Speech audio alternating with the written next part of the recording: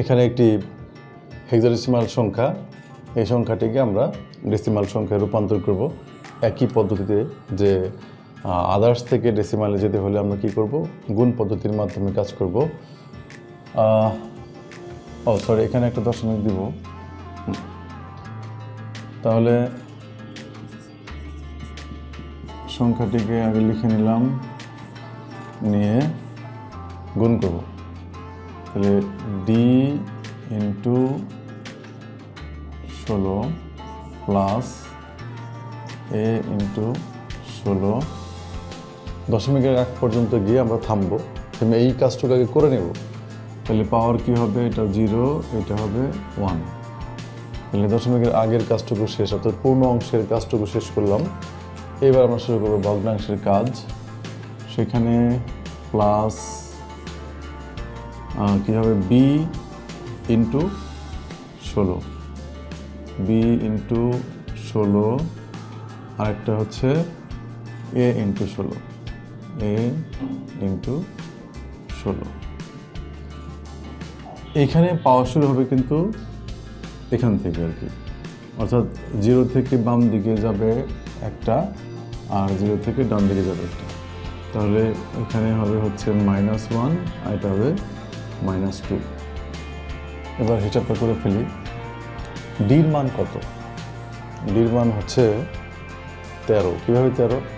যে এ হচ্ছে 10, বি হচ্ছে 11, সি 12, ডি 13। তাহলে এখানে আমরা লিখব হচ্ছে 13 গুণন 16 উপরে পাওয়ার 1, অর্থাৎ এটা 16 থাকবে, প্লাস এ হচ্ছে কত, 10 গুণন 16 উপরে পাওয়ার 0 মানে কত, 1। তাহলে এটা হবে 1 প্লাস বি কত, বি হচ্ছে 11, তাহলে 11 ভাগ হচ্ছে 16 প্লাস এ হচ্ছে 10 ভাগ হচ্ছে 16 স্কোয়ার। তাহলে 16 গুণন 16 কত হয়, 16 গুণন 16 ইকুয়াল টু 256। তাহলে এটা ভাগ হচ্ছে 256 ইকুয়াল টু, এটা গুণ করে ফেলবো। গুণ করলে কত হবে, 16 গুণন 13 ইকুয়াল টু 208। 208 যোগ যোগ এটা একবারে একটা ভগ্নাংশ রূপান্তর করি, তারপরে আমরা ভাগ করে ফেলব। 16 এটার মধ্যে 16 বারই যায়, তাহলে 16 গুণন 11 কত হয়,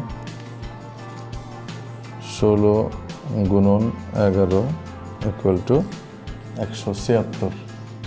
তাহলে এখানে হচ্ছে 176 যোগ 10, তাহলে ইকুয়াল টু এটা যোগ করে ফেললে হবে 218 যোগ হচ্ছে 186 ভাগ 256 কত হবে, তাহলে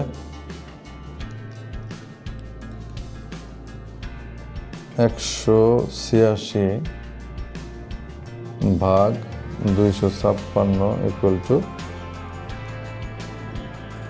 এখানে হচ্ছে 218 যোগ এটা হবে 0.72656। আমরা এখানে 7 লিখলাম, 3 ঘর রাখলাম আর কি, সমান 218.727। এটা আমরা পেলাম দশমিক সংখ্যা। তাহলে আমরা কি করলাম, হেক্সাডেসিমালের মানটাকে ডেসিমালে প্রকাশ করলাম। আশা করি আমরা পারবো এটা। এরপরে আমরা যাব বিট পদ্ধতিতে, ওই যে কি বলে এটা, আদার্স টু আদার্স আমরা নির্ণয় করব এখন। এটি একটি বাইনারি সংখ্যা, এই বাইনারি সংখ্যাকে আমরা অক্টালে রূপান্তর করব। আমরা জানি যে আদার্স টু আদার্স যখন আমরা রূপান্তর করব, তখন মেইনলি আমাদের মাধ্যম হচ্ছে বিট, অর্থাৎ কোন সংখ্যা পদ্ধতি কত বিটের। আমরা জানি অক্টাল হচ্ছে 3 বিটের, তাহলে আমরা এখানে 3টি করে বিট নেব। তো প্রথমে আমরা বাইনারি সংখ্যাটিকে লিখে নিই, 10111110.10111 এটা হচ্ছে আমাদের প্রদত্ত বাইনারি সংখ্যা। এখন আমরা যে 3 বিটের গুচ্ছ তৈরি করব সেটা খেয়াল রাখতে হবে যে এই দশমিক থেকে শুরু হবে বা রেডিক্স পয়েন্ট থেকে আমাদের গুচ্ছ নেওয়া শুরু হবে। এখান থেকেই বাম দিকে যাবে এবং এখান থেকেই ডান দিকে যাবে। এতটুকু মনে রাখলেই আমরা রূপান্তরটা সহজে করতে পারবো। তাহলে গুচ্ছ তৈরি করি আমরা 3টা করে, এই 3টা, এখানে কিন্তু 2টা আছে, আমরা 3টা বানিয়ে নেব। এখান থেকে আবার ডান দিকে যাবে, এই হলো 3টা, এখানেও 2টা আছে, আমরা 3টা বানিয়ে নেব। যখনই আমরা 3টা বানাবো তখন 0 দিয়ে বানিয়ে নেব আর কি। এবার আমরা এখানে আমাদের সেই স্কেলিংটা নিয়ে নেই, অর্থাৎ বাইনারির 3টি স্থানীয় মান। আচ্ছা, এই বরাবর আমরা এখানে একটা দশমিকটাকে দিয়ে নিলাম। তারপর এই গুচ্ছ এখানে স্থাপন করলাম। কত হয়, কে অ্যাক্টিভ, এখানে 4 অ্যাক্টিভ আর 1 অ্যাক্টিভ, তাহলে কী হবে 4 এবং 1 মিলে 5, তাহলে এটা হবে 5। এটাকে যদি আমরা এখানে স্থাপন করি তাহলে 3টি স্থানীয় মানে অ্যাক্টিভ, তাহলে কত হবে 4 2 6, 6 1 7, 3টি অ্যাক্টিভ, তাহলে এখানে হবে 7। এটাকে আমরা পুট করি, তাহলে এখানে একটা অ্যাক্টিভ, শুধুমাত্র 2 অ্যাক্টিভ, তাহলে এখানে হবে 2। এবং এটাকে যদি আমরা এখানে পুট করি তাহলে 1 0 1, তাহলে কে অ্যাক্টিভ, 1 অ্যাক্টিভ আর 4 অ্যাক্টিভ, তাহলে কত হবে 5। এটা যদি নেই 1 1 0, তাহলে এই 2টা অ্যাক্টিভ, অর্থাৎ এটা 6 হবে। তাহলে আমরা কিন্তু অক্টাল পেয়ে গেলাম। তাহলে আমাদের ফলাফল আমরা কীভাবে লিখব যে 10111101.10111 এই বাইনারি সংখ্যার অক্টাল সংখ্যা হবে 275.56। এই হচ্ছে আমাদের রূপান্তর। এবার আমরা আরেকটি রূপান্তর করব, সেটি করব হচ্ছে হেক্সাডেসিমাল থেকে বাইনারি। তাহলে আমাদের এই দশমিক বা ভগ্নাংশর যে রূপান্তর সেটি আমরা পারবো আশা করি। একটা হেক্সাডেসিমালের সংখ্যা নিয়ে আমরা সেটাকে বাইনারি বানাবো। অথবা আমরা একটা কাজ করতে পারি যে হেক্সাডেসিমাল নিয়ে সেটাকে আমরা অক্টাল বানাই। এখানে একটি হেক্সাডেসিমাল সংখ্যা আর এটাকে আমরা বানাবো অক্টাল সংখ্যা, অর্থাৎ আদার্স টু আদার্স আমরা রূপান্তর করব। সেক্ষেত্রে কিন্তু আমাদের কি লাগবে, বিট সংখ্যা লাগবে। হেক্সাডেসিমাল হচ্ছে 4 বিটের আর অক্টাল হচ্ছে 3 বিটের। তাহলে প্রথমে প্রদত্ত সংখ্যাটা লিখে নিই, DAFA, এখানে একটা পয়েন্ট আছে। প্রথম কাজ হবে কি, যেহেতু বিটের মাধ্যমে আমরা কাজ করব, প্রথম কাজ হবে এগুলোকে বিটে রূপান্তর করা। তাহলে এই দশমিক বরাবর আমরা দশমিক নিয়ে নিলাম। তারপরে এফ এর জন্য বিট হবে, এর জন্য বিট হবে, এর জন্য বিট হবে, ডির জন্য বিট হবে, এবং সেটা কিন্তু 4টা করে বিট হবে। তো এখানে আমরা স্থানীয় মান লিখে নিই 4টা। কী কী স্থানীয় মান, বাইনারি প্রথম 4টা 1 2 4 8। তাহলে এখান থেকে শুরু করি। এ হচ্ছে কত, 10। 10 হয় কাকে কাকে নিয়ে, এটা লাগে এগুলো লাগে না।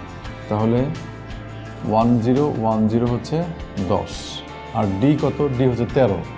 13 জন্য কাকে লাগবে, 8 লাগবে, 4 লাগবে, তার মানে 12। এটা লাগবে না, এটা লাগবে। তাহলে 1 1 0 1, 1 1 0 1। এফ এফ কত, এফ হচ্ছে 15। 15 জন্য কী কী লাগবে, 8 লাগবে, 4 লাগবে, কত হলো 12 হলো।